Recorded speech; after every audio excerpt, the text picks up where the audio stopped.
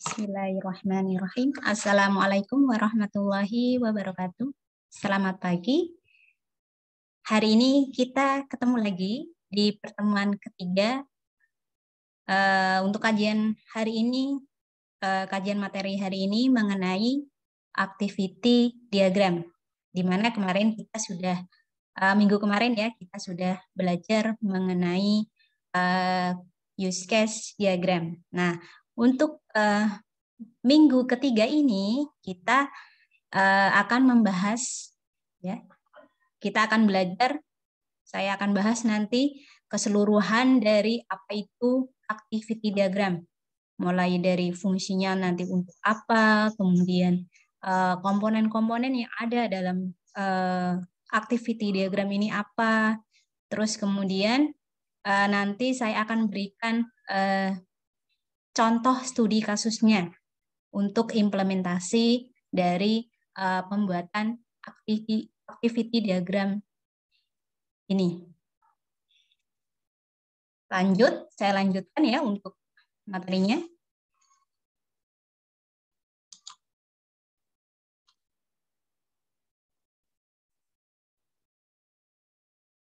Nah, sebelum saya bahas lebih lanjut lagi mengenai activity diagram. Nah, ini kalian harus paham dulu. Apa sih kaitannya mata kuliah yang ya kemarin sudah saya sampaikan juga ya.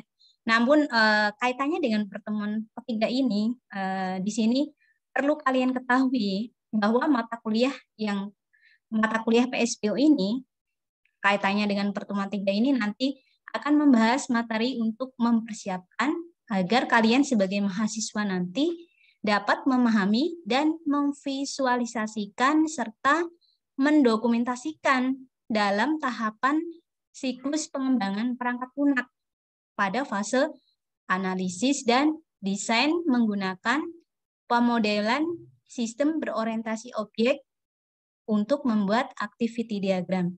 Nah, diagram yang nanti kalian harus gunakan itu nanti opsional, silahkan.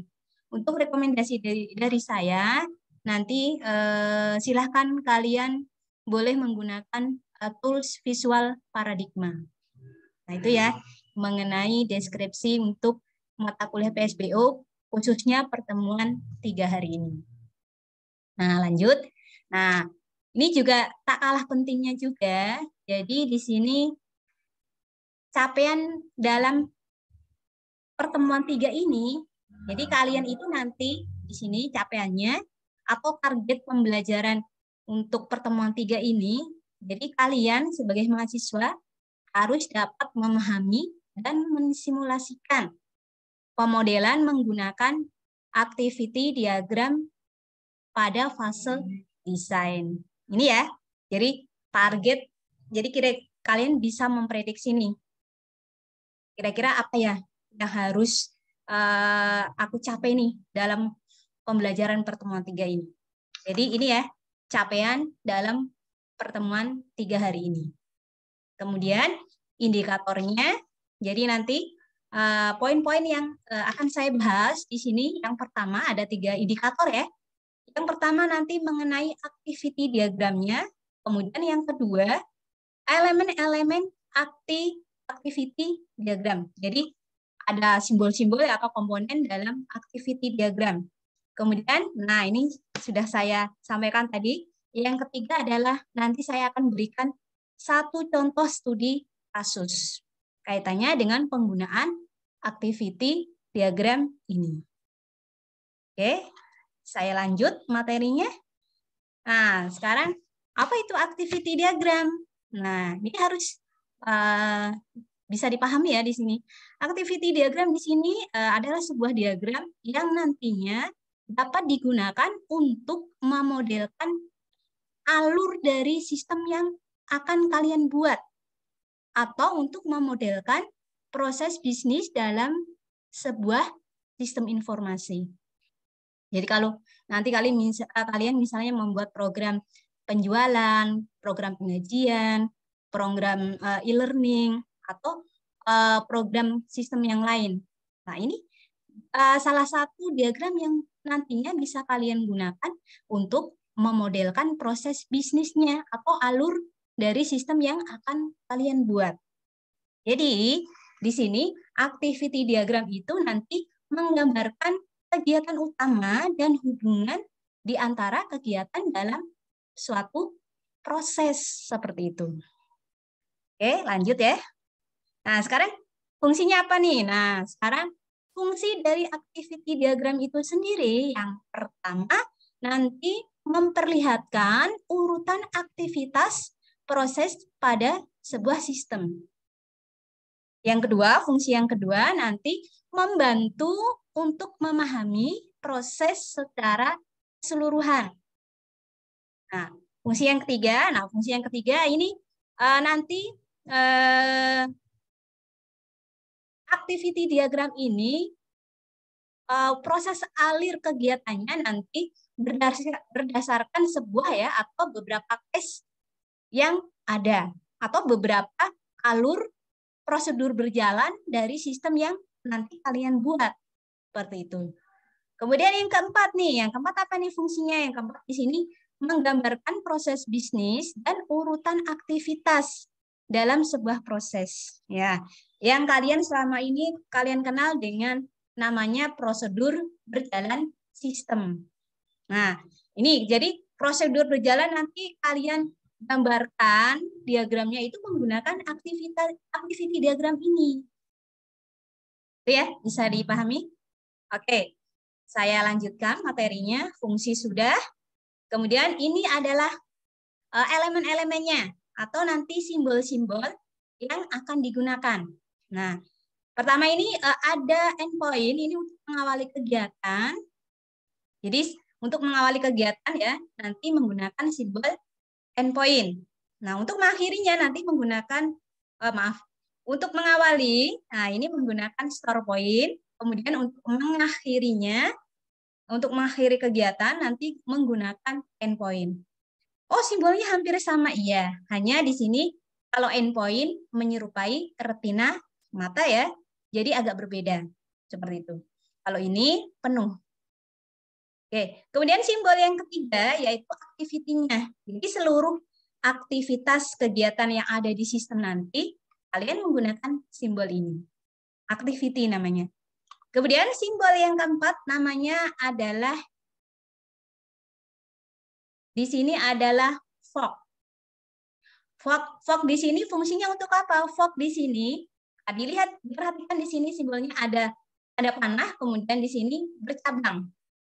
Jadi fog di sini merupakan percabangan dari satu kegiatan bisa dipecah menjadi beberapa kegiatan. Jadi misalnya kalian melakukan satu kegiatan, namun bisa melakukan kegiatan yang lain juga. Contohnya, kalian mengikuti perkuliahan saya ini. Tentunya yang pertama nih, mengikuti perkuliahan saya, terus yang kedua mungkin kalian sambil main HP, atau mungkin sambil ngobrol dengan temannya. Nah, itu kan percabangan. Nah, begitu juga nanti kalau sistem ya. Jadi intinya di sini fokusnya adalah memecah kegiatan. Jadi kegiatan satu bisa dipecah menjadi beberapa kegiatan. Nah, kemudian yang ke berapa ini? Yang kelima ya. Yang kelima adalah join. Nah, join ini masih berhubungan dengan simbol tadi, fog. Jadi join ini adalah menggabungkan dua kegiatan sekaligus menjadi satu kegiatan. Jadi beberapa kegiatan nih, bisa 2, bisa 3, bisa 4, ini bisa dilakukan dalam satu waktu. Nah, ini namanya join ya. Oke. Yang ke simbol yang keenam yaitu swimlane. Nah, swimlane ini apa sih? Swimlane ini adalah nanti fungsinya untuk menggambarkan aktor yang berperan dalam sistem. Itu ini ya namanya swimlane. Jadi nanti untuk menggambarkan misalnya nih sistem penjualan, aktornya ada siapa saja nih pengguna sistem penjualan.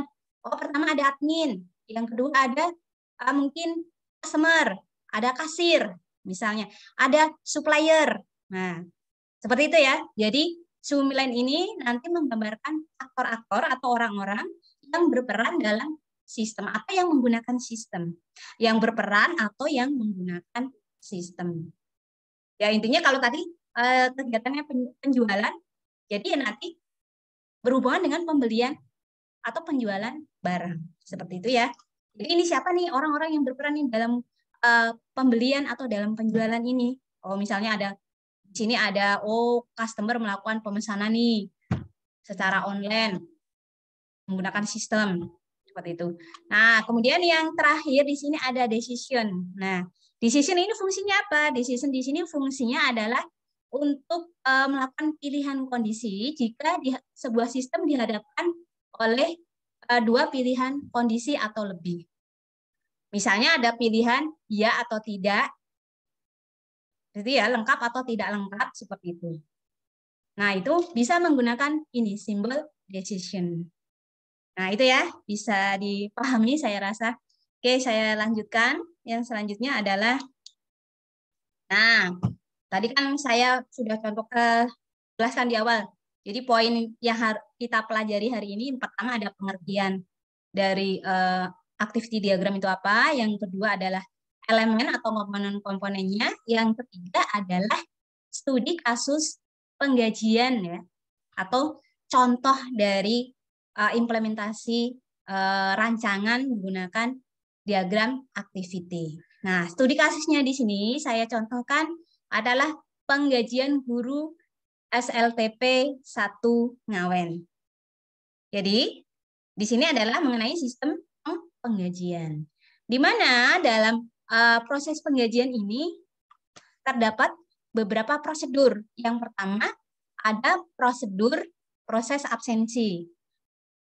Nanti ada ketiga proses. Kemudian proses yang ketiga ada penghitungan kedua ya, penghitungan gaji, kemudian pembayaran gaji, kemudian nanti ada terakhir ada pembuatan laporan. Oke, saya lanjutkan. Nah, pertama ya, untuk prosedur berjalannya yaitu proses absensi. Nah, di sini prosedurnya, prosesnya gimana nih? Proses dari sistemnya. Oh, di sini pegawai melakukan absensi harian melalui form daftar hadir pegawai berdasarkan form daftar hadir pegawai tersebut pada bagian TU. Dan nanti bagian TU akan merekap dari absensi harian tadi. Nah, untuk kemudian dari hasil rekapannya tadi akan diserahkan kepada bagian administrasi. Nah, ini untuk prosedur absensi. Nah, sekarang bagaimana nih pembuatan diagram activity-nya? Nah, ini untuk prosedur absensinya ya. Jadi pertama di sini kegiatan, jadi di sini ada dua aktor, di sini ada guru dan bagian TU. Di mana di sini guru adalah melakukan absen ya tadi ya. Kemudian guru di sini adalah yang merekap. Jadi yang merekap absensi dari para guru. Oke, yang pertama, kegiatan dimulai dari guru. Di sini guru melakukan absensi harian. Nah, di sini ada pilihan kondisi. Nah, di sini guru di sini melapor ke bagian TU atau tidak. Nah, misalnya kalau absen di sini dia langsung melakukan absen. Tapi kalau tidak, dia melapor ke bagian TU. Misalnya dia lupa absen. Nah, ini dia melakukan atau melapor ke bagian TU. Nah, kemudian bagian TU ini menerima laporan guru yang tidak absen. Kemudian bagian TU mencatat absen guru, kemudian merekap absen berdasarkan form daftar hadir. Kemudian selesai. Ya. Oke. Kemudian yang kedua adalah proses pemberian rekap biodata pegawai. Di sini nanti pegawai memberikan data pribadi pegawai. Jadi datanya ada data pendidikan, data keluarga, yang dijadikan satu menjadi data pegawai ke bagian tata usaha. Yang kemudian nanti diarsipkan menjadi rekap biodata. Nah, bagaimana pembuatan diagramnya seperti ini? Nah, ini ya. Jadi di sini nanti ada dua aktor yaitu pegawai dan bagian TU. Nah, di sini pegawai memberikan data pegawai, kemudian bagian TU menerima data pegawai. Kemudian bagian TU mengecek berkas data pegawai. Gitu ya. Di sini ada pilihan kondisi. Jadi kalau data pegawai tadi tidak lengkap, ada data pendidikan, data keluarga, dan lain sebagainya tidak lengkap, itu nanti akan berkasnya dikembalikan ke pegawai. Nah, di sini berkas pengembalian tadi diterima oleh pegawai kemudian untuk dilengkapi. Nah, kalau datanya lengkap, itu nanti akan segera diproses oleh bagian TU. Selesai. Nah, seperti ini ya untuk prosedur kedua. Kemudian prosedur ketiga yaitu pengolahan daftar data pegawai dan gaji. Nah, setelah bagian administrasi menerima rekap biodata pegawai dan rekap absen, nanti akan mengolah kedua data tersebut untuk dibuatkan menjadi daftar data pegawai dan gaji, yang kemudian nanti akan diserahkan kepada kepala sekolah untuk dicek apakah laporannya sudah sesuai atau belum. Kalau sudah ya tentunya nanti akan di ACC seperti itu. Nah, bagaimana pembuatan diagramnya ada seperti ini. Oke, nanti pegawai memberikan data ya. Oh, ini tadi sudah. Nah, ini bagian TU, ini memberikan data rekap absensi. Jadi ini menggunakan simbol join ya. Jadi bagian TU memberikan dua data atau melakukan dua kegiatan ini. Jadi pertama memberikan data rekap absensi, kemudian memberikan data pegawai. Nah, kemudian kegiatan ini kan dilakukan dalam satu waktu, digabung. Nah, ini diserahkan kepada bagian administrasi. Nah, bagian administrasi menerima rekap absensi dan data pegawai, kemudian membuat daftar data pegawai dan gaji, kemudian menyerahkan data pegawai dan gaji kepada kepala sekolah. Nah, kepala sekolah ini menerimanya untuk dikoreksi apakah sudah sesuai. Nah, kalau sudah sesuai tentunya nanti kepala sekolah menyetujui, kegiatan selesai.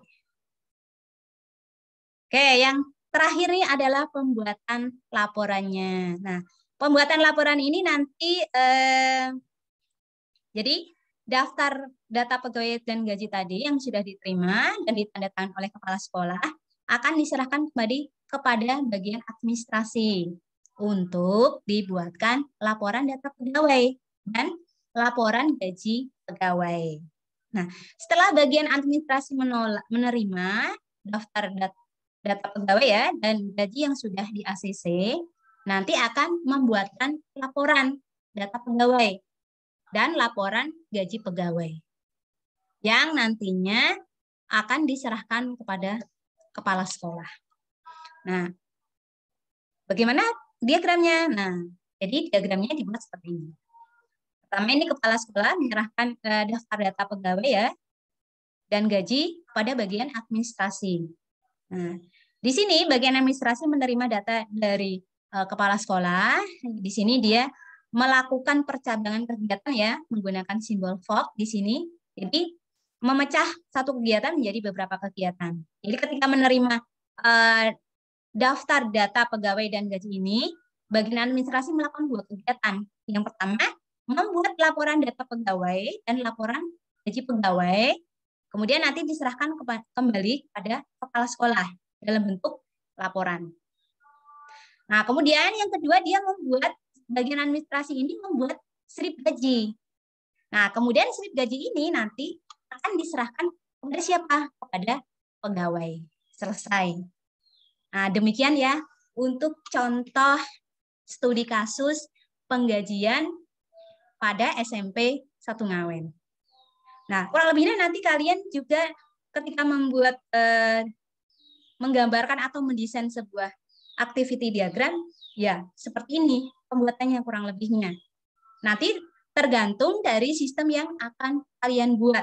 Jadi sistem yang akan kalian buat itu mengenai sistem apa? Misalnya tadi saya contohkan bisa penjualan, kemudian bisa penggajian ini, bisa rental mobil, terus kemudian bisa peminjaman buku perpustakaan, bisa pembuatan sistem akademik, atau pembuatan sistem e-learning, pembelajaran jarak jauh, dan lain sebagainya. Masih banyak lagi. Nah, akhirnya Apa yang dapat saya simpulkan dari materi yang sudah saya sampaikan hari ini? Jadi di sini saya memberikan kesimpulan untuk pembelajaran hari ini ya, mengenai activity diagram. Jadi activity diagram ini adalah merupakan sebuah diagram yang nanti digunakan untuk merancang atau untuk mendesain proses berjalannya sistem ya, dari bagaimana proses awalnya sampai proses akhir. Tadi kan contohnya ada proses penggajian ya, sistem penggajian, proses dari proses absensi sampai pembuatan laporan. Jadi itu. Kemudian